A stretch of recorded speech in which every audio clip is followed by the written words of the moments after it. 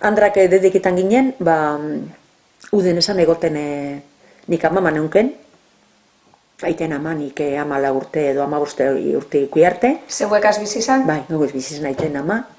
Akiten zituzen danintzako txapinek, galtzerdiek, gaur, txapinek, ardi laneagaz. Amama bat neunken amak lanea goruetan iteuena, eta beste amamak iteuen puntue.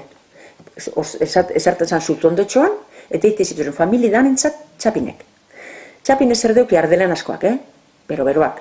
Bustiten bazinen bezian esan ez daugukiten hankan hori, bustitedeko zune hori asmu hori, gozo iziten da, pele-pela.